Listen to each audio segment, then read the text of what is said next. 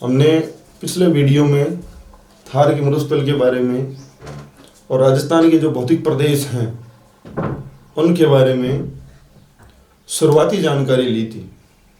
और आज हम राजस्थान के पहले भौतिक प्रदेश और राज्य के जनसंख्या और क्षेत्रफल की दृष्टि से सबसे बड़े भौतिक प्रदेश थार के मरुस्थल का विस्तार पूर्वक अध्ययन करने जा रहे हैं। हमने पिछले वीडियो में क्षेत्रफल देखा, इसकी लंबाई देखी, चौड़ाई देखी और लगभग औसत इसकी क्या देखी थी, ऊंचाई देखी थी। क्षेत्रफल 1,75,000 था, लंबाई लगभग 640 किलोमीटर थी, चौड़ाई लगभग 200 से 300 और औसत जो थी ऊंचाई वो थी लगभग 250 मीटर।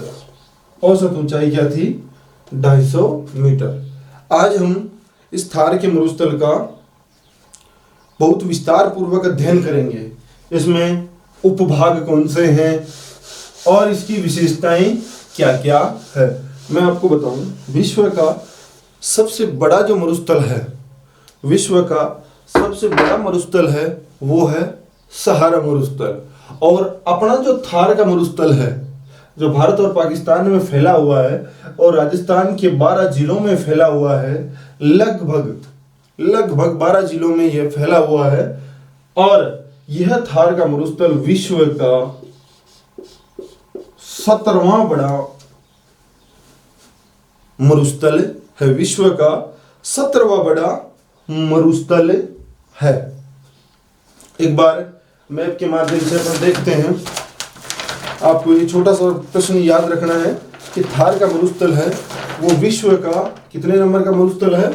17वां बड़ा मरुस्थल। अच्छा, मैं आपको बताऊं, विश्व में जहां कहीं भी मरुस्थल है वहां इतनी ज्यादा आबादी में लोग निवास नहीं करते जितनी अपने थार के मरुस्थल में लोग निवास करते हैं। इसलिए विश्व में सर्वाधिक जनसंख्या जहां निवास करती है वो कौन सा मरुस्थल है? थार का मरुस्थल है। इसलिए इस मरुस्थल को विश्व का सबसे धनी मरुस्थल भी कहा जाता है। चलिए, ये आप में देख रहे हैं, ये वाला इलाका, इसके इस इलाके के इधर वाला जो है पूरा का पूरा हिस्सा किसमें आता है? थार के मरुस्थल में आता है। यह विश्व का कौन सा 17वां बड़ा मरुस्थल है। ओके, इस मरुस्थल के ये कौन सी दिशा है? पश्चिम। और ये कौन सी दिशा है? पूर्व। यानी इसका विस्तार, इस मरुस्थल का विस्तार अरावली से लेकर रेड क्लिफ रेखा तक। मैं अपने राजस्थान की ही बात कर रहा हूं, भारत की ही बात कर रहा हूं, न कि पाकिस्तान की। ये जो रेड क्लिफ रेखा, यानी रेड क्लिफ रेखा से लेके अरावली। अब इस मरुस्थल के पश्चिम में तो कौन सी रेखा है? रेड क्लिफ रेखा है। और इस मरुस्थल के पूर्व में क्या है? अरावली पर्वतमाला है। इस मरुस्थल में लगभग एवरेज जो वर्षा होती है वो होती है 25 से लगभग 30 सेंटीमीटर के बीच। 25 से 30 सेंटीमीटर के बीच वर्षा होती है। अब देखिए, यहाँ ये जो इलाका है ऊपर, गंगानगर, बीकानेर, जैसलमेर, बाड़मेर, ये बहुत ज्यादा मरुस्थलीय इलाके हैं। यानी इस वाले इलाके को, ये जो पूरा इलाका है, इसको ग्रेट डेजर्ट या महान मरुभूमि कहा जाता है। यहां इस पूरे मरुस्थल की मिट्टी है ब्लूई, और यहां आपको इस इलाके में बारीक ब्लूई मिट्टी देखने को मिलेगी। यानी इसका जो सबसे पश्चिमी भाग है, इस मरुस्थल का जो सबसे पश्चिमी भाग है वह क्या कहलाता है? ग्रेट इंडियन डेजर्ट या महान भारतीय मरुस्थल। आप देख सकते हैं, भारतीय महान मरुस्थल, इस मैप में भी यह नाम लिखा हुआ है। यहां से लेकर भारत में या फिर अपने राजस्थान में सबसे कम जो वर्षा होती है वो जैसलमेर में होती है। पूरे राजस्थान में सबसे कम जो वर्षा होती है वो कहाँ होती है? जैसलमेर में होती है। और भारत में दो स्थान हैं, एक तो लेह और एक जैसलमेर। ये दो इलाके ऐसे हैं जहां भारत में सबसे कम वर्षा होती है, और उन दो कम वर्षा वाले स्थानों में एक अपने राज्य का जैसलमेर भी शामिल है। इस थार के मरुस्थल से अपन पूर्व की तरफ बढ़ेंगे। किस तरफ? पूर्व की तरफ। इस वाले इलाके में बहुत कम वर्षा होती है, 5 से 10 सेंटीमीटर के बीच वर्षा होती है। फिर जैसे जैसे जैसे जैसे जैसे जैसे जैसे अपन आगे बढ़ेंगे, वैसे यहाँ पहुँचते पहुँचते अरावली पर्वतमाला के तक यहाँ 50 सेंटीमीटर तक वर्षा आपको देखने को मिल जाएगी। ये वाला जो इलाका है थार का मरुस्थल अपना, ये अरावली का वृष्टि छाया प्रदेश कहलाता है। वृष्टि छाया प्रदेश क्या होता है, अब मैं आपको बताऊं कि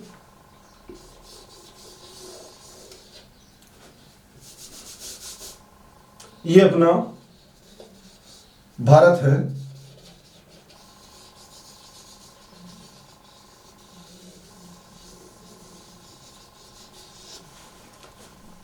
थोड़ा जल्दबाजी में ठीक नहीं छपा है तो आप समझ जाइएगा। और अपने वाला राजस्थान यहां से एक है, और यहां है अरावली पर्वतमाला।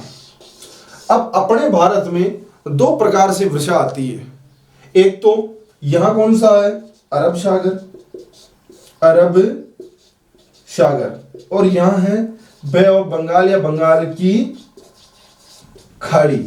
अच्छा, जो अरब सागरीय जो हवाएं आती है वो गुजरात से होते हुए, राजस्थान से होते हुए सीधी आगे निकलकर हिमालय से टकराती है। हिमाचल प्रदेश में ये हिमालय से टकराती है। ओके, फिर अपन देखते हैं एक दूसरी जो रेखा है वो है रेखा वर्षा की जो यात्रा है, वो एक वर्षा की दूसरी जो धारा है वो बंगाल की खाड़ी के ऊपर से गुजरते हुए आगे की तरफ बढ़ती है। भारतीय मानसून की जो अरब सागरीय धारा है वो राजस्थान के ऊपर से गुजरती है, और राजस्थान में किसी भी प्रकार का उसके व्यवधान नहीं आता, तो राजस्थान में बिना वर्षा किए ये आगे बढ़ जाती है या हल्की वर्षा के साथ आगे बढ़ती है। दूसरी जो बंगाल की खाड़ी की जो शाखा है वो है आगे बढ़कर उत्तर पूर्वी हिमालय से टकराती है। उत्तर पूर्वी हिमालय से टकराकर यह किस तरफ मुड़ जाती है, उत्तर के विशाल के मैदान के जस्ट ऊपर पश्चिम बंगाल से होते हुए यह किस तरफ मुड़ जाती है, इधर उत्तर पश्चिम की तरफ। जब ये उत्तर पश्चिम की तरफ बढ़ती है तो इसके बीच में एक पर्वतमाला आती है, उसका नाम है अरावली, यानी ये वाली। जब इधर वाली जो मानसूनी पवने हैं ये यहाँ अरावली से टकराती है और इधर वाले इलाके में अधिक वर्षा करती है, और ये वाला इलाका इसकी अपेक्षा सूखा रह जाता है। इसलिए थार का जो मरुस्थल है वो अरावली का क्या है, वृष्टि छाया प्रदेश है। क्या है, वृष्टि छाया प्रदेश। कारण क्या है कि अरब सागर से जो हवाएं आती है या जो अरब सागरीय शाखा है उसके बीच में कोई व्यवधान नहीं है। अब जैसे मान लो हवा जा रही है या फिर वर्षा ऋतु में जो मानसूनी पवने हैं वो जा रही है, अब उनके बीच में कोई व्यवधान ही नहीं आया। अब व्यवधान नहीं आया तो वो रुकेगी नहीं और वो सीधी आगे निकल जाएगी। कहाँ निकल जाएगी, आगे की तरफ निकल जाएगी बिना रुके। और जब वो बिना रुके निकल जाएगी, उनके बीच में कोई दिक्कत ही नहीं आई, ना ही उनको किसी ने रोका, तो वो वर्षा किए बिना ही आगे बढ़ जाएगी। दूसरी तरफ से इधर से जो पवने आ रही उसके बीच में आ गई अरावली। अब वो इन्होंने अरावली ने इस बंगाल की खाड़ी की शाखा को यहाँ रोक लिया। अब यहाँ जब रोक लिया तो अभी आगे नहीं बढ़ पाएगी और इस वाले इलाके में अधिक वर्षा करेगी। अब मैं आपको बता दूं कि पश्चिम बंगाल, ये जो आपका है जैसलमेर, यह राज्य का सबसे कम वर्षा वाला जिला है, और ऐसे यह है झालावाड़, यह राज्य का सबसे ज्यादा वर्षा वाला जिला है। यानी इस तरफ से अपन को इस तरफ बढ़ना है, जैसे जैसे अपन बढ़ेंगे वैसे वैसे क्या होता जाएगा, वर्षा की मात्रा क्या होती जाएगी, बढ़ती जाएगी। यानी अरावली का वृष्टि छाया प्रदेश होने के कारण थार के मरुस्थल में बहुत कम वर्षा होती है। और इस तरफ अरावली जो पर्वतमाला है इसके इस तरफ ज्यादा वर्षा होती है और इसके इस तरफ बहुत कम वर्षा होती है, इसलिए इस अरावली को महान जल विभाजक भी कहा जाता है। इसके पीछे एक और कारण है, इसके इधर से जो नदियां निकलती है वो कहाँ जाती है, यानी अरावली के पूर्व से निकलने वाली जो नदियां हैं, लगभग नदियां हैं, वो अपना जल ले जाकर बंगाल की खाड़ी में उड़ेलती है, यानी यहाँ। और अरावली के पश्चिम से निकलने वाली जो नदियां हैं वो अपना जल लेकर आती है अरब सागर में, इसलिए अरावली को क्या कहा जाता है, महान जल विभाजक। ओके, कल हमने इसकी ऊंचाई, लंबाई, चौड़ाई, क्षेत्रफल ये सब थार के मरुस्थल की देख ली थी। अब अपन ये देखते हैं थार के मरुस्थल का ढाल, कि ढाल किधर से किधर है। इस संपूर्ण थार के मरुस्थल की ढाल, आजकल हर एग्जाम में कुछ ऐसे ही गूढ़ प्रश्न पूछे जाते हैं, बहुत डिफरेंट टाइप के प्रश्न पूछे जाते हैं, और कभी कभार ये प्रश्न पूछ लिया जाता है, चार एक लाइन दे दी, निम्नलिखित में से कौन एक अरावली के बारे में सही कथन है या सही कथन नहीं। अब अगर अपन को पूरी जानकारी है तो अपन उसको सही आंसर दे देंगे, अन्यथा नहीं। और मान लीजिए कोई प्रश्न सरल आता है, जैसे ये पूछ लिया कि राजस्थान की लंबाई क्या है, तो वो तो कोई आप तो है नहीं जो उस प्रश्न को सही करेंगे, वो तो 99% क्या, वो 100% के करीब ही बच्चे उस प्रश्न को सही करेंगे। लेकिन जो प्रश्न अपन को कमजोर लोगों से या उस लाइन में खड़ा करते हैं जहां हमारा चयन होना है, उन प्रश्नों की समझ के लिए हमारा कंसेप्ट क्लियर होना जरूरी है।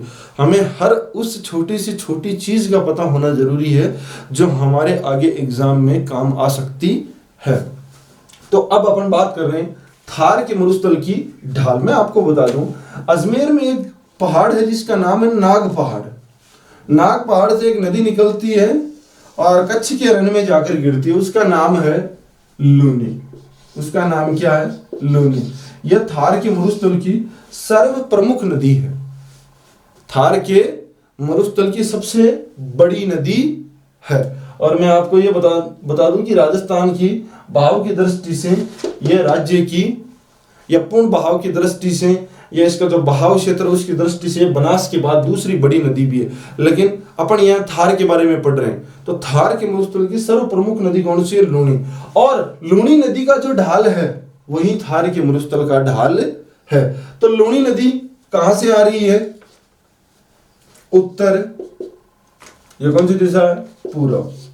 जा कहां रही है, कहां जा रही है, कच्छ के रण में, यानी इधर आ रही है। तो ये कौन सी दिशा है, ये कौन सी दिशा है, दक्षिण पश्चिम। दक्षिण पश्चिम, यानी थार के मरुस्थल का ढाल क्या हो गया, उत्तर पूर्व से दक्षिण पश्चिम। यानी आपको लूनी का ढाल अगर याद है तो थार के मरुस्थल का भी ढाल आपको याद है। जब अपन राजस्थान की नदियों के बारे में पढ़ेंगे, झीलों के बारे में पढ़ेंगे, तो अपन बाई मैप इसको देखेंगे कि कौन सी नदी कहां से होकर निकल रही है और गुजर रही है, कौन से जिले की सीमा इसको छू रही है। ओके, ये हमने देख लिया ढाल। अब एक एक चीज को नोट करते चले। नोट अगर आप कर लेंगे तो आपको बार बार दिक्कत नहीं आएगी। आपने ठहर कहावत भी है, सोच जख्यार एक लिखो, तो बराबर नोट करते चले, कोई दिक्कत नहीं है। और बाय द वे आपको कुछ ऐसा लगे कि ये चीज मैंने जो है गलत बता दी है या फिर इसमें कुछ त्रुटि हो गई है, तो आप मुझे, मेरे मोबाइल नंबर आपको पता ही है, आप मुझसे पूछ सकते हैं।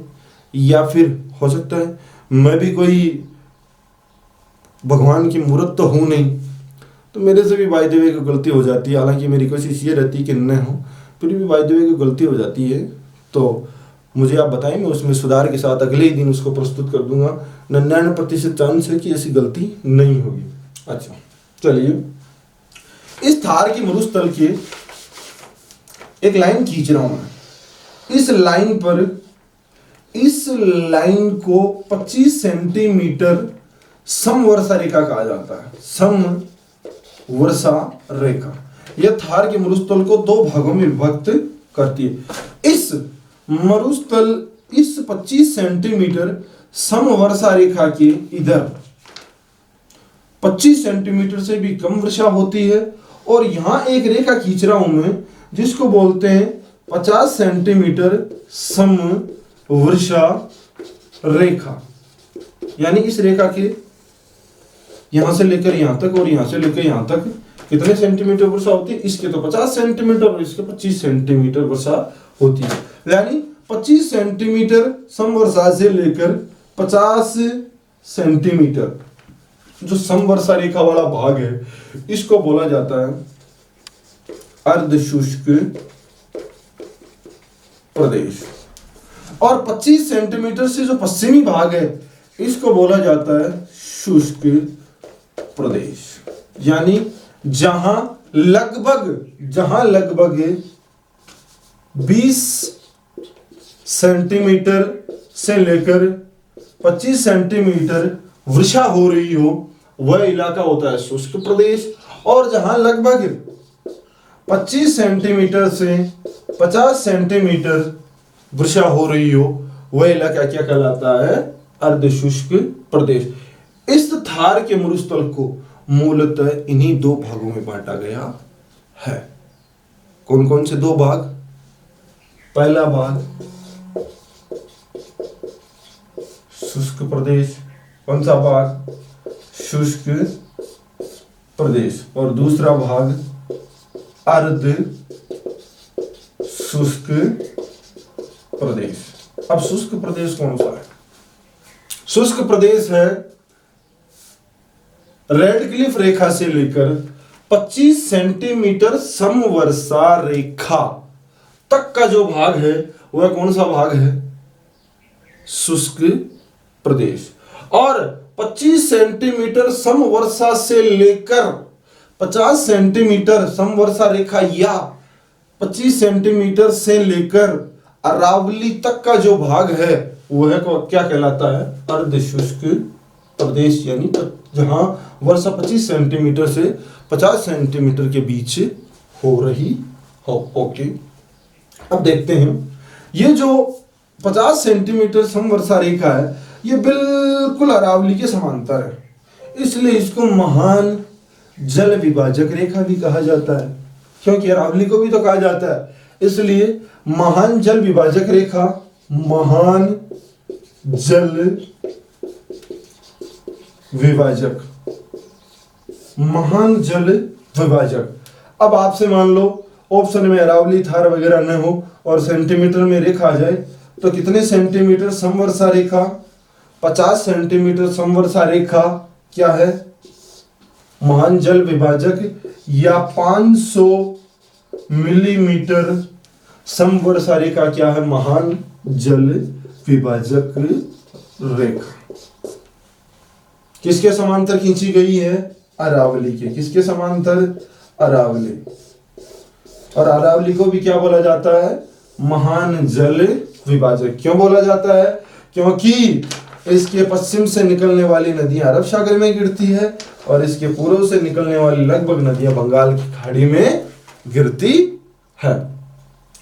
अब इस आजकल इन दोनों रेखाओं से संबंधित कई एग्जामों में प्रश्न पूछे जा रहे हैं, बहुत सारे एग्जामों में, चाहे वो व्याख्याता हो, चाहे वो आरएस प्री हो, चाहे वो सेकंड ग्रेड हो, थर्ड ग्रेड हो, पटवारी हो, ग्राम सेवक हो, राजस्थान पुलिस हो, या फिर जो अन्य चयन बोर्ड द्वारा या आरपीसी द्वारा आयोजित परीक्षाएं हैं उनमें। अब इनसे संबंधित मैं एक आध चीजें आपको और बताना चाहता हूं। ये जो 25 सेंटीमीटर समवर्षा रेखा है, यह थार के मरुस्थल को दो भागों में विभक्त कर रही है।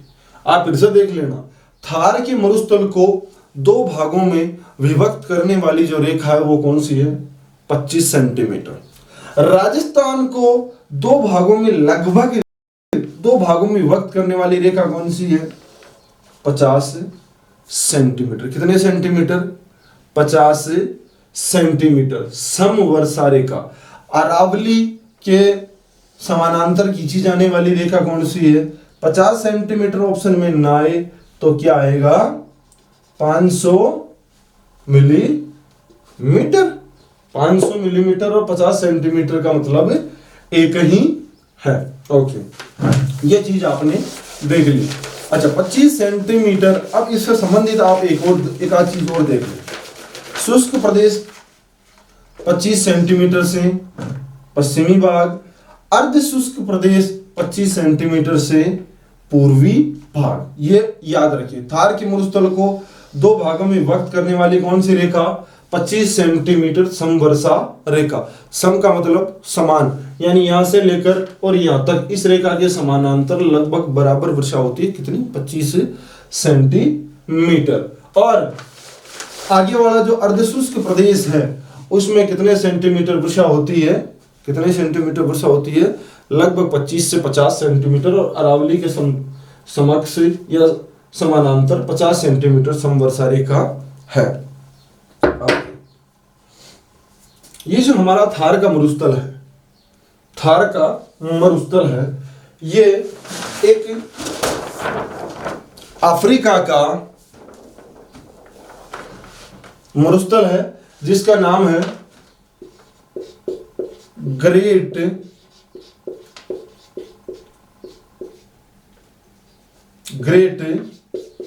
पोलियो-आर्कटिक।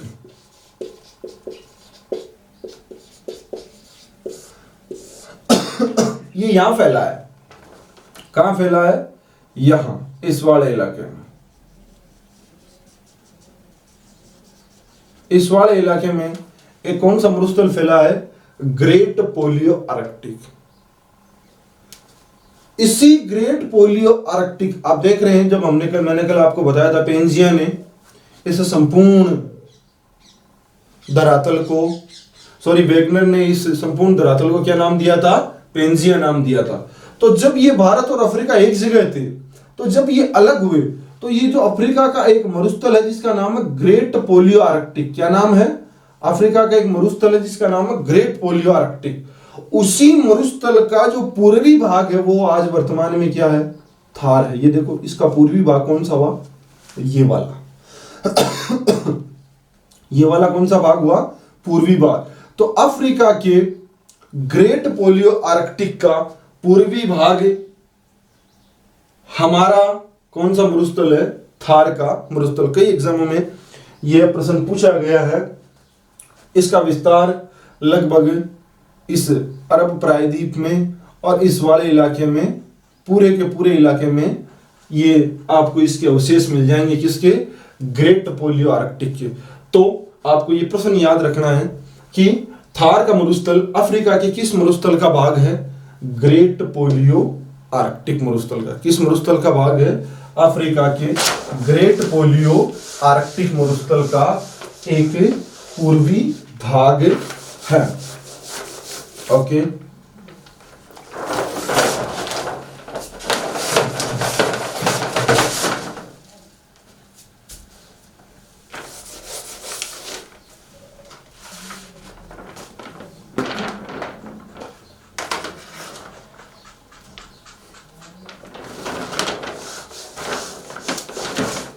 विभाजन। किसका विभाजन? थार के मरुस्थल का।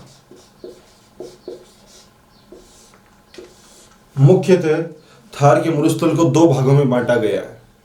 मुख्यतः थार के मरुस्थल को कितने भागों में बांटा गया है? दो भागों में। कितने भागों में? दो भागों में। शुष्क प्रदेश और अर्धशुष्क प्रदेश। शुष्क प्रदेश कौन सा? रेड क्लिफ रेखा से 25 सेंटीमीटर समवर्षा रेखा तक का भाग, और 25 सेंटीमीटर से 50 सेंटीमीटर या अरावली तक का जो भाग है उसको क्या नाम दिया गया है? अर्धशुष्क प्रदेश नाम दिया गया है। चलिए, इस थार के मरुस्थल को हम दिशा के आधार पर, बहुत सारे भूगोलवेताओं ने अलग अलग इसका विभाजन किया। तो दक्षिण, उत्तर पूर्व से लेकर दक्षिण पश्चिम की तरफ बढ़ने पर उत्तर पूर्व से लेकर दक्षिण पश्चिम की तरफ जब बढ़ते हैं तो इस प्रकार यह थार का मरुस्थल कितने भागों में विभाजित है? 4 भागों में विभाजित है। कितने भागों में विभाजित है? 4 भागों में विभाजित है। उत्तर पूर्व से दक्षिण पश्चिम की तरफ बढ़ने पर कितने भागों में विभाजित है? देखिए, पहला भाग ये वाला इलाका,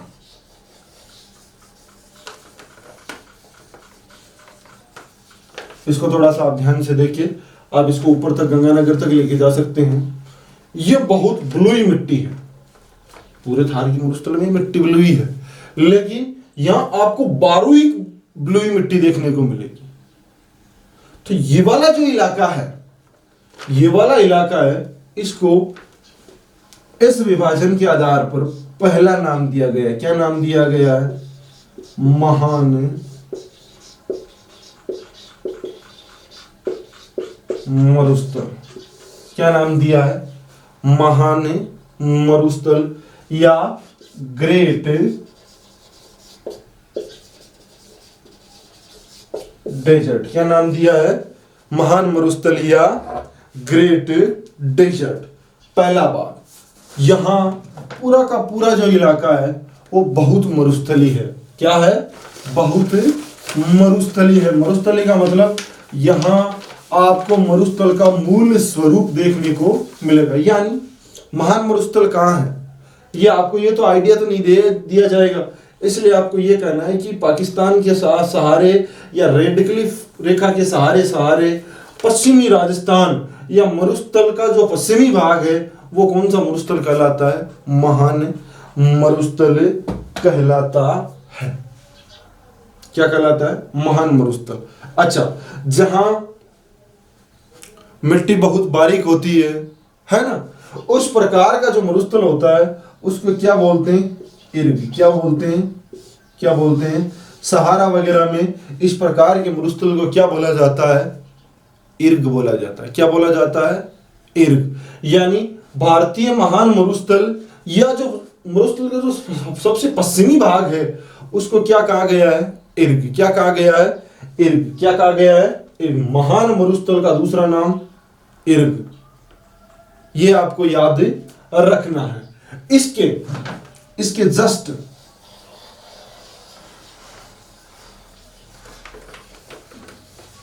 आगे वाला हिस्सा, यहां से लेकर कच्छ के रण से लेकर यहां तक बीकानेर तक का जो भाग है, बीकानेर तक का जो भाग है उसको कहा गया है, क्या कहा गया है? लघु मरुस्थल। क्या कहा गया है? लघु मरुस्थल। क्या कहा गया है? लघु मरुस्थल। कच्छ के रण से लेकर बीकानेर का और भारतीय महान मरुस्थल का जो पूर्वी भाग है, भारतीय महान मरुस्थल या ग्रेट इंडियन जो डेजर्ट है उसका पूर्वी भाग क्या कहलाता है? क्या कहलाता है? लघु मरुस्थल। क्या कहलाता है? लघु मरुस्थल। अच्छा, अब आपको ये याद हमेशा रखना है कि लघु मरुस्थल कहां से लेके कहां तक? कच्छ के रण से लेकर बीकानेर तक जो महान मरुस्थल है उसका जो पूर्वी भाग है वो क्या कहलाता है? लघु मरुस्थल। ओके, इसका तीसरा भाग कौन सा मरुस्थल?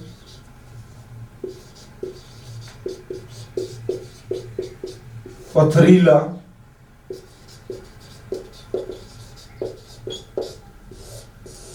मरुस्थल। कौन सा? Stony desert. कौन सा डेजर्ट? Stony desert. यहां जो पोखरण, फलोदी और रामगढ़ का जो क्षेत्र है, इस वाले इलाके में अवसादी सेलों के प्रकारों में विभक्त एक प्रदेश है जहां बालू का स्तूप या टीले नहीं है। ये जो इलाका है, ये वाला इलाका है इस मरुस्थल का, वो प्राय बाकियों की अपेक्षा जमा हुआ है। कैसा है? पथरीला है। इसलिए इस भाग को क्या कहा जाता है? पथरीला मरुस्थल, या दूसरी भाषा में इसे क्या कहा जाता है? रेग। क्या कहा जाता है? रेग। क्या कहा जाता है? रेग। ये जो पोखरण है, रामगढ़ है, बाप है, इस वाला जो इलाका है, इस वाले इलाके में जो मरुस्थल है, मैं आपको बताऊं कि यहाँ प्राचीन काल में 33 महासागर था। कौन सा क्या था? 33 महासागर। और इसी 33 महासागर का ये जो भाग है, यह शायद कई भूगोलवेताओं ने माना कि यह किसी जमाने में 33 सागर की तली रहा होगा, और इसी तली में अवसाद के रूप में अवसादी सेल जमा हुए होंगे, और आज ये जो इलाका है ये अवसादी सेलों के रूप में हमारे धरातल पर मौजूद है। इस वाले जो ये वाला जो इलाका है, यहाँ क्या है? पथरीला भाग है, जमा हुआ है लगभग सारा मरुस्थल। आप जब कभी भी इधर यात्रा करेंगे तो आप पाएंगे कि वाकई ये इस वाले इलाके में अपने यहाँ जो सामान्य तौर पर टीले होते हैं वैसे टीले नहीं है। यहाँ टीले बिल्कुल नगण्य है, बहुत ही कम है। तो आप इस वाले इलाके को देखेंगे तो ये वाला जो इलाका है इसको क्या कहा जाता है? पथरीला। ये इसके उप विभाजन है, किस तरफ से किस तरफ बढ़ेंगे? इस तरफ से इस तरफ। तो पहला महान मरुस्थल ग्रेट डेजर्ट, जिसको क्या बोलते हैं? अर्ग। दूसरा लघु मरुस्थल, तीसरा पथरीला मरुस्थल स्टोनी डेजर्ट या रेग, और चौथा और अंतिम इसको बोलते हैं, क्या बोलते हैं? हम्मादा। क्या बोलते हैं? हम्मादा। क्या बोलते हैं? हम्मादा।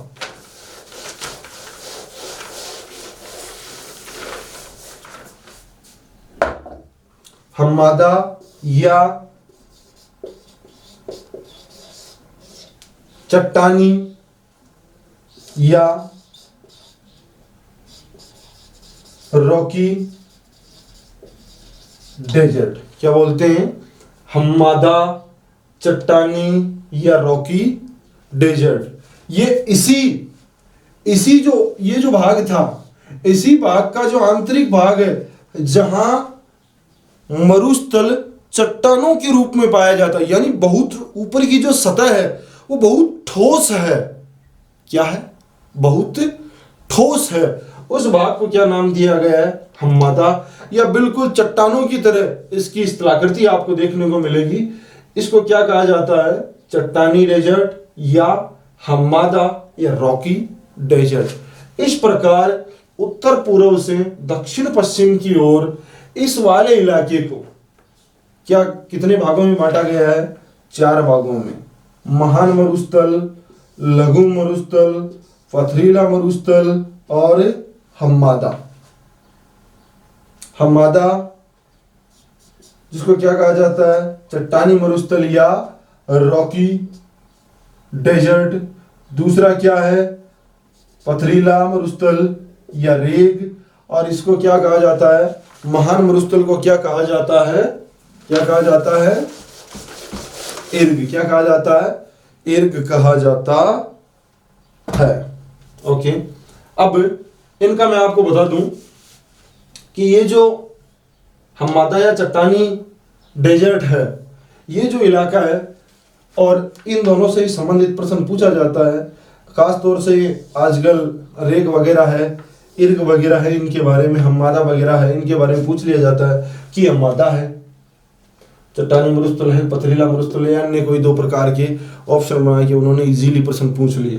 तो आपको इन दोनों का विशेष ध्यान रखना है। खास तौर से ये जो जैसलमेर और बाड़मेर का जो क्षेत्र है, पथरीला इलाका है, उसमें ये प्रकार के मरुस्थल पाए जाते हैं। महान मरुस्थल, अब इसमें से जो प्रश्न पूछे जाएंगे उनका मैं प्रकार आपको बता दूं। क्या पूछे जाएंगे कि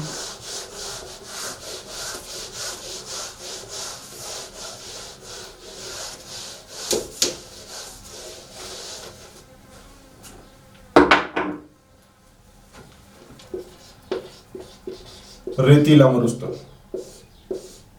क्या कहलाता है? ठीक है, पथरीला मरुस्थल क्या कहलाता है, या चट्टानी मरुस्थल क्या कहलाता है? पथरीला, रेतीला और चट्टानी मरुस्थल क्या कहलाता है? ओके, रेतीला मरुस्थल क्या कहलाता है?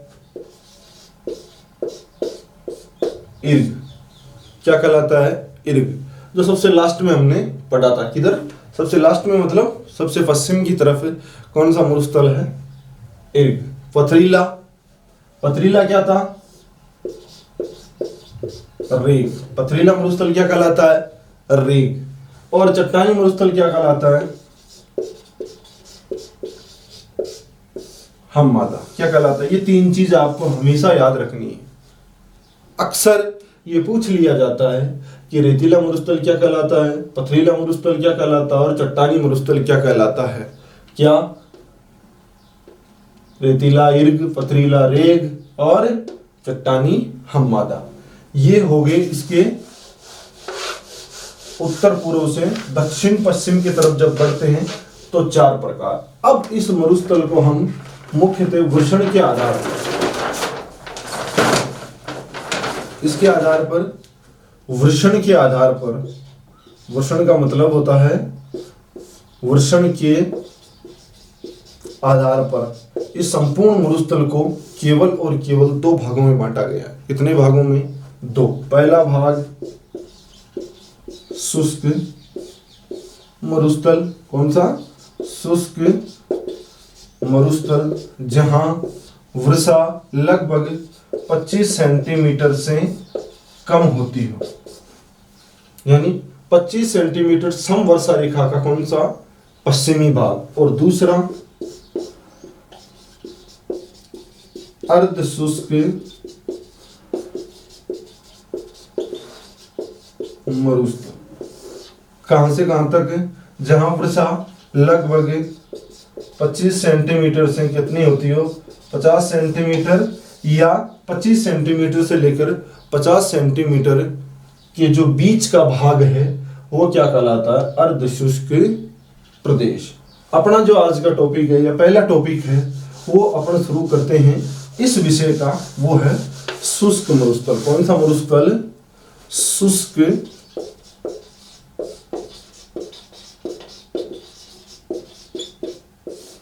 शुष्क यानी लगभग वह इलाका जो सूखा हो, जो लगभग क्या हो? सूखा हो।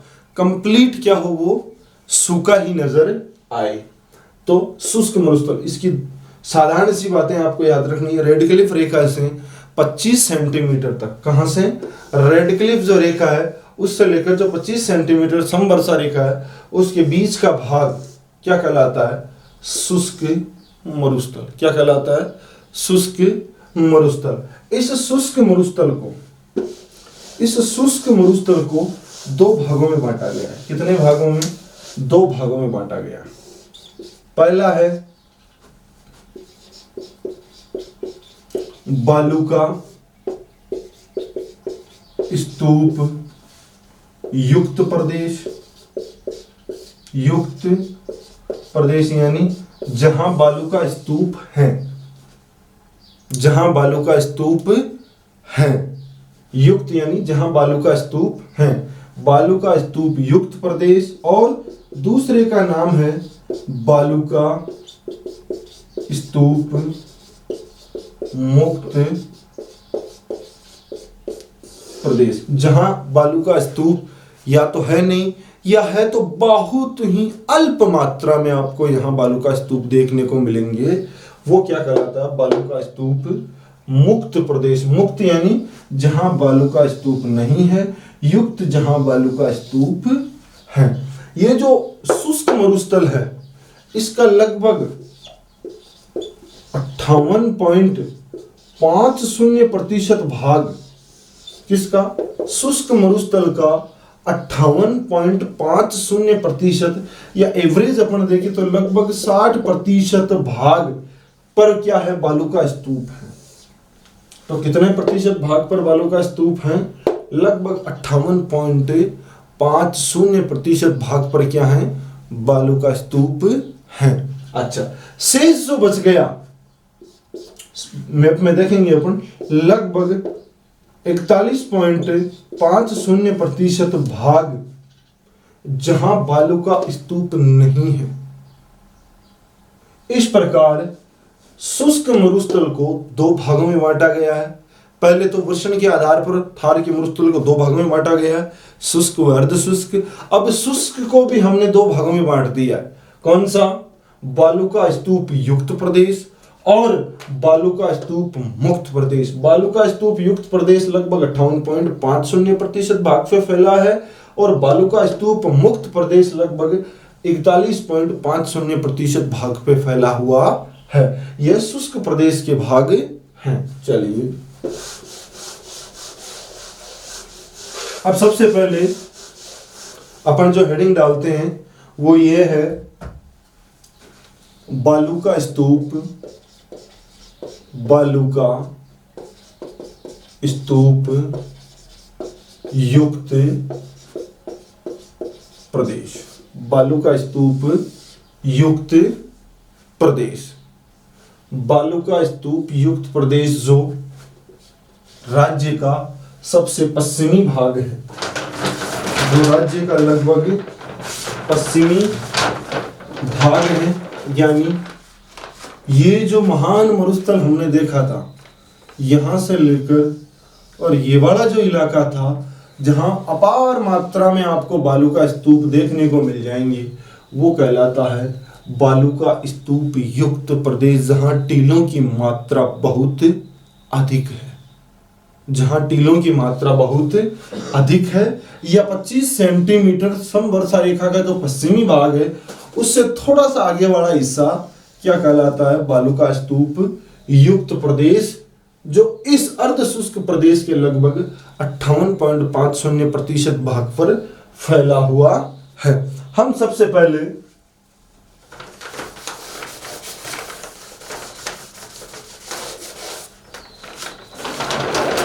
इस प्रदेश के बारे में जानने से पहले मैं आपको ये बता दूं कि ये वाला जो इलाका है, इस संपूर्ण इलाके में टीलों की बहुत अधिक मात्रा है उपलब्ध है। आपको जहां कहीं भी जाएंगे आपको अलग अलग प्रकार के छोटे बड़े लंबे चंद्राकार या विभिन्न प्रकार के टीले आपको देखने को मिल जाएंगे। तो आजकल के एग्जामों में ये मैंने नोटिस किया है कि बहुत सारे एग्जामों में इन टीलों के प्रकार पूछे जाते हैं। अभी कुछ दिनों पहले सेकंड ग्रेड में तो सीधा सीधा यही पूछ लिया कि कौन सा एक बालू का स्तूप का प्रकार राजस्थान में है या नहीं है। तो हम सबसे पहले एक नया टॉपिक शुरू करने जा रहे हैं जिसका नाम है बालू का स्तूप। बालू का स्तूप। बालू का स्तूप।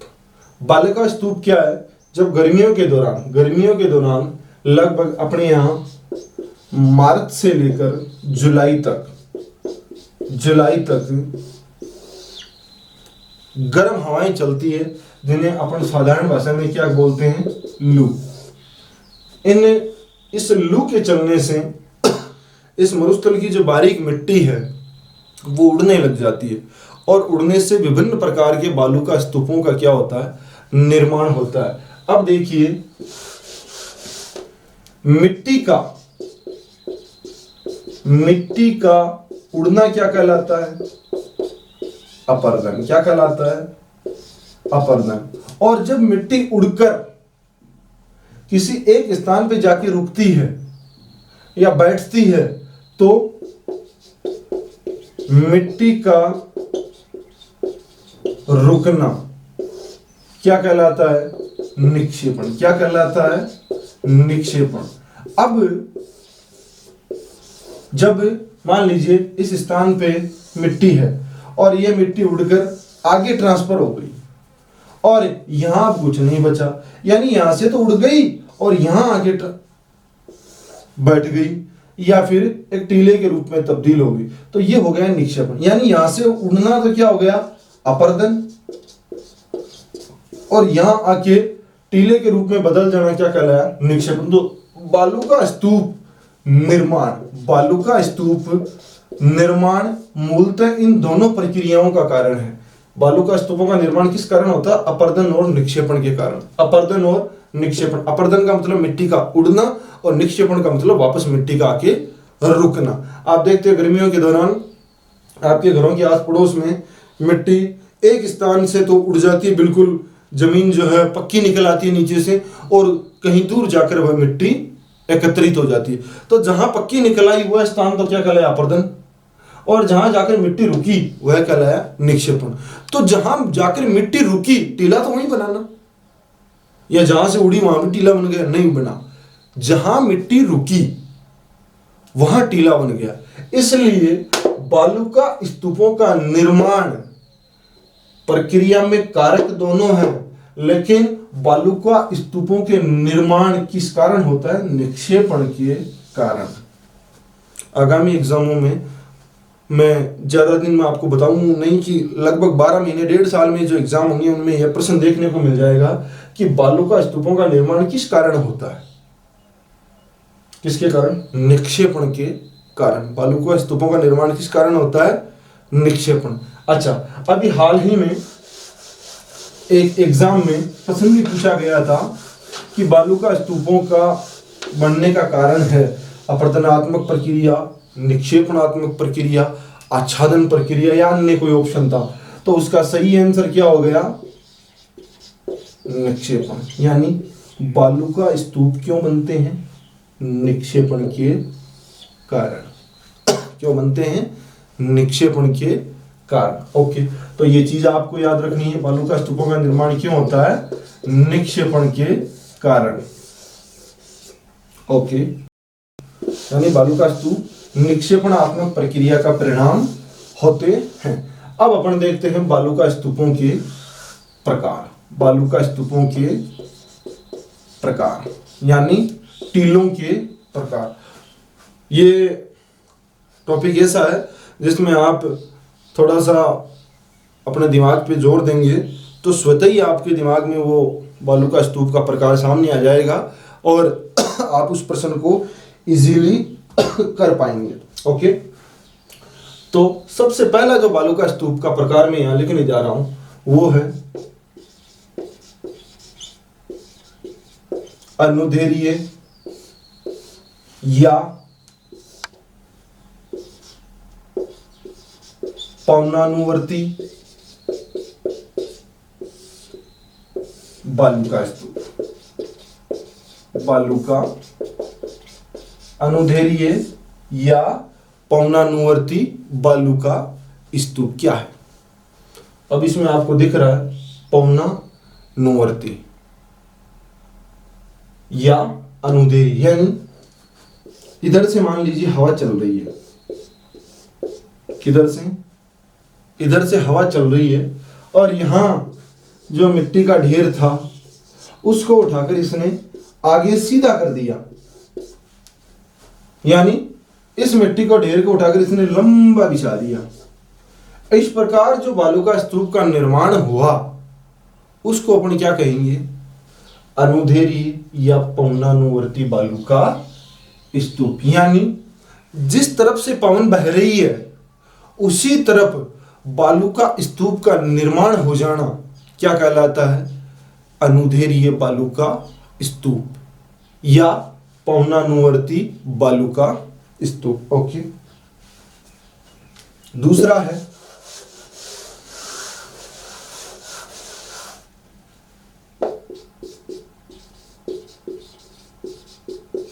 अनुप्रस्थ बालू का स्तूप। अनुप्रस्थ बालू का स्तूप, इन्हें बरखान भी कहा जाता है लेकिन अपन बरखान अलग पढ़ेंगे। अनुप्रस्थ बालू का स्तूप या समकोणात्मक बालू का स्तूप। इसको समझिए, जब पवन चल रही है, ये अक्सर यह प्रश्न पूछ लिया जाता है कि पवन चल रही है और यहां मान लीजिए कोई टीला है और इस टीले को संपूर्ण भाग को न उड़ाकर पवन ने क्या किया, इसका एक हिस्सा यहां से उठाया और आगे ट्रांसफर कर दिया, यानी इसके आगे ट्रांसफर कर दिया, यानी अपने समकोण पर, यानी अपने पवन अपने समकोण पर आगे की तरफ लगभग अर्धचंद्राकार रूप में जिन बालुका स्तूपों का निर्माण करती है उनको क्या कहा जाता है, अनुप्रस्थ बालुका स्तूप। अच्छा, ये अनुदैर्य क्या थे, अनुदैर्य थे। पवन ने मिट्टी को उठाया और बिल्कुल एक रेखा के रूप में आगे जमा कर दिया, वो क्या कहलाए, अनुदैर्य बालुका स्तूप। और अनुप्रस्थ, जब पवन के समकोण पर कोई बालुका स्तूप बनता है तो उसको क्या कहा जाता है, अनुप्रस्थ बालुका स्तूप। इसमें जनरल प्रश्न ये पूछा जाता है कि किस बालुका स्तूप का निर्माण पवन के समकोण पर होता है, तो आपका आंसर होगा अनुप्रस्थ। ओके, अगला तीसरा है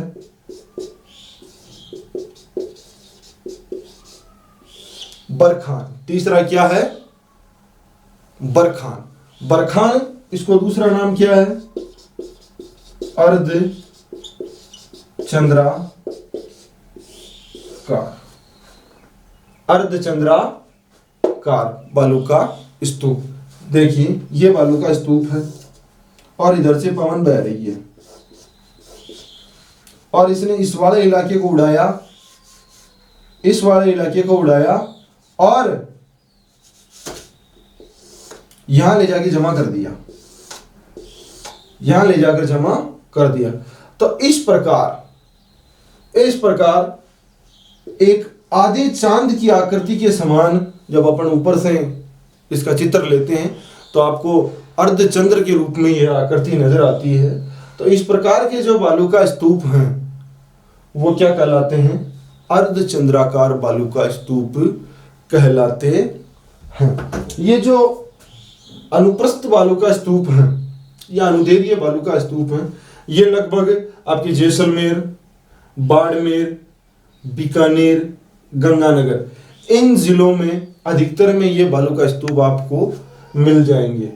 दूसरे हैं बरखान। क्या है, बरखान या अर्धचंद्राकार बालुका स्तूप। ये भी आपको जैसलमेर, गंगानगर, हनुमानगढ़, खासतौर से सूरतगढ़ वाले इलाके में, और ये जो आपकी 25 सेंटीमीटर समवर्षा रेखा है उसके पश्चिमी भागों के और पश्चिम और ये वाली जो दिशा है उत्तर पश्चिम वाले भाग में ये बालुका स्तूप आपको बहुतायत में मिल जाएंगे। खास तौर से कहां, गंगानगर, हनुमानगढ़। और इन बालुका स्तूपों की आकृति आपको आगे भी देखने को मिल सकती है, जैसे चूरू में भी इस प्रकार के बालुका स्तूप देखने को मिलते हैं, सिक्कर में भी देखने को मिलते हैं। तो बरखान जो बालुका स्तूप है उनकी मात्रा अपने शेखावाटी प्रदेश में भी देखने को मिलती है। अगला मैं एक प्रकार छाप रहा हूं जिसका नाम है सीप बालुका स्तूप। सीप प्रकार का बालुका स्तूप, सीप प्रकार का बालुका स्तूप। ये बालुका स्तूप क्या है,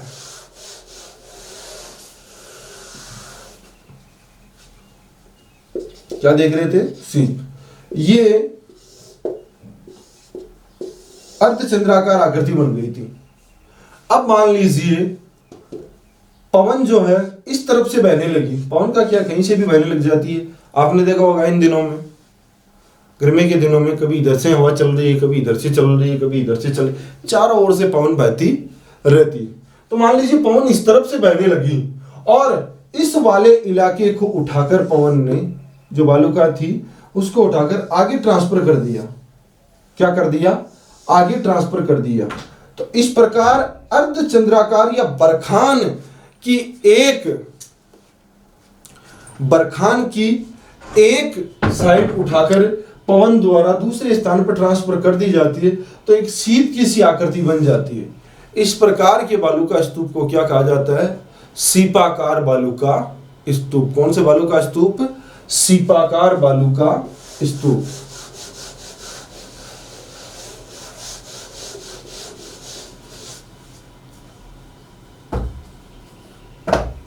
अब है 4 हो गए, अनुदैर्य, अनुप्रस्थ, बरखान और सीप।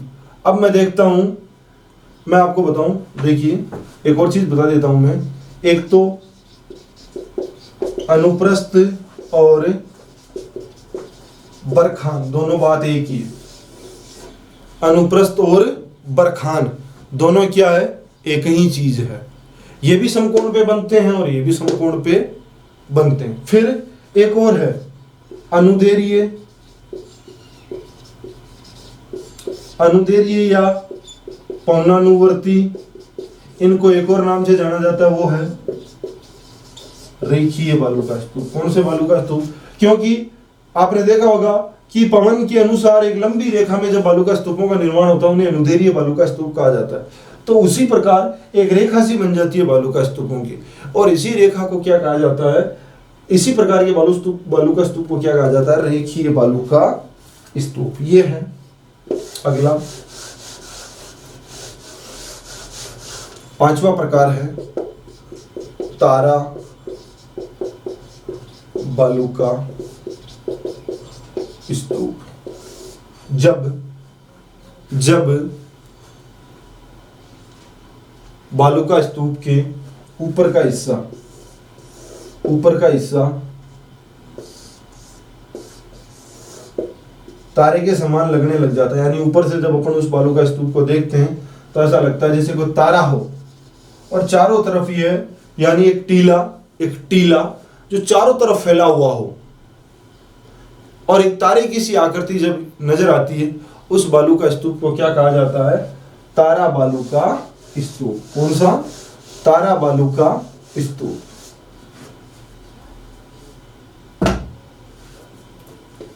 इस प्रकार के बालू का स्तूप आपको कहां देखने को मिलेंगे? बीकानेर, जोधपुर और जैसलमेर।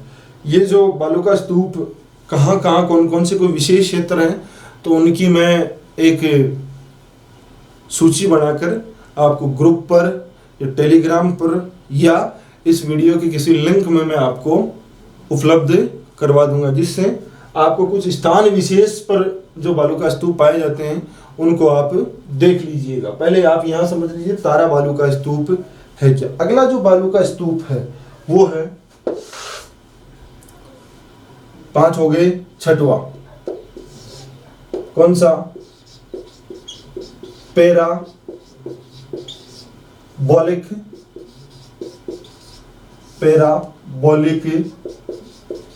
बालू का स्तूप। कौन सा? पैराबोलिक बालू का स्तूप। सबसे पहले तो आपको ये याद रखना है, इस पैराबोलिक बालू का स्तूप का जो सिस्टम है वो ये है कि ये पवन के अनुसार बहकर थोड़ा सा टेढ़ा हो जाता है। या तो ऐसे इसकी आकृति बन जाती है या ऐसे, या तो ऐसे आकृति बन जाती है या ऐसे। यानी इसकी जो आकृति होती है वो होती है हेयर पिन के समान। बरखान क्या था? ऐसा था, ये थोड़ा सा ऐसा है। तो पैराबोलिक बालू का स्तूपों की आकृति कैसी होती है? ये लगभग संपूर्ण राजस्थान में पाए जाते हैं। आपको इस प्रकार के ये, क्योंकि ये छोटे बालू का स्तूप थोड़ी सी हवा के साथ ये बन जाते हैं, तो ये संपूर्ण राजस्थान में पाए जाते हैं। इसलिए राजस्थान में जो बालू का स्तूप पाए जाते हैं, जो हमने पीछे 5 नाम देखे हैं, 6वां नाम अब देख रहे हैं, इसकी दूसरी सबसे खास बात ये है, ये एग्जाम में पूछा जा चुका है कि राज्य में जो सर्वाधिक प्रकार के जो बालू का स्तूप हैं वो ये कौन से? पैराबोलिक, सर्वाधिक। यानी राजस्थान में बहुत सारे प्रकार के बालू का स्तूप पाए जाते हैं। तो पूरे राजस्थान में अगर अपन देखा जाए थार के मरुस्थल में, तो सर्वाधिक जगह कौन से बालू का स्तूप पाए जाते हैं? पैराबोलिक बालू का स्तूप। कौन से बालू का स्तूप पाए जाते हैं? पैराबोलिक बालू का स्तूप। कौन से? पैराबोलिक बालू का स्तूप, जिनकी आकृति कैसी होती है? इनका कोई स्थान क्षेत्र विशेष जिले निश्चित नहीं है, ये लगभग संपूर्ण राजस्थान में पाए जाते हैं। ओके,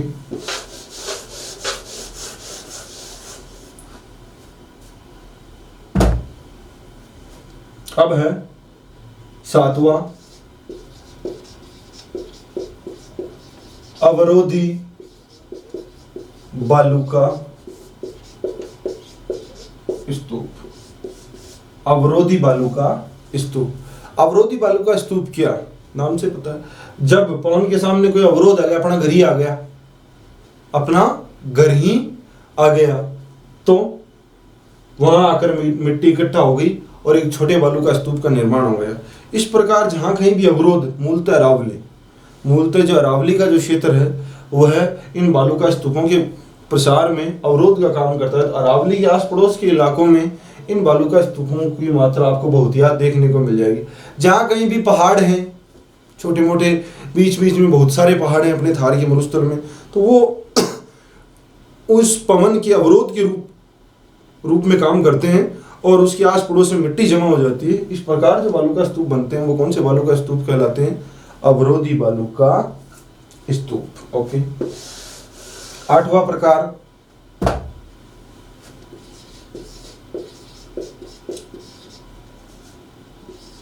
सब्र काफीज। ये सबसे छोटा बालू का स्तूप है। एक बात तो ये सबसे छोटा बालू का स्तूप। अब कैसे है छोटा वो देखिए, सबसे छोटा बालू का स्तूप कैसे है? क्योंकि ये मान लीजिए कि मरुस्थल में कोई पेड़ है, अब हवा चली, बहुत तेज हवा चली तो सब जगहों से उस पेड़ के चारों तरफ से मिट्टी उठा ली, लेकिन उस पेड़ की जो तना है या उस पौधे का जो तना है उसके चारों तरफ थोड़ी मिट्टी रह गई और वह मिट्टी एक छोटा बालू का स्तूप है। उसी को क्या नाम दिया गया है? सब्र काफीज। मरुस्थल में विभिन्न प्रकार की वनस्पति पाई जाती है और इन्हीं वनस्पतियों के पास में जो मिट्टी जमा हो जाती है उस जमा मिट्टी को ही क्या कहा जाता है? सब्र काफीज बालू का स्तूप। ये हो गए आपके मूलतः बालू का स्तूप। इनमें आप एक और ऐड कर सकते हैं, मैंने आपको बता दिया। आप अलग पढ़ना चाहे तो पवनानुवर्ती वे बालू का स्तूप जो पवन की दिशा में बनते हैं, रेखीय बालू का स्तूप भी वही होते हैं जो पवन की दिशा में ही बनते हैं। तो इस प्रकार 9, 10, 11 आप इनको बढ़ा सकते हैं, लेकिन बात वही है। ओके। अब आपको ये याद रखना है, इन 2-3 चीज में यहाँ अलग से लिख देता हूँ। जैसे इर्ग रेग और हमादा के बारे में मैंने लिखा था, वही चीजें मैं यहाँ वापस लिख रहा हूँ। आपको ये याद रखना है, ये दोनों प्रश्न एक आरएस प्री में और एक स्कूल व्याख्याता में आया हुआ है। सॉरी, आरएस प्री में नहीं, आरएस मेंस में।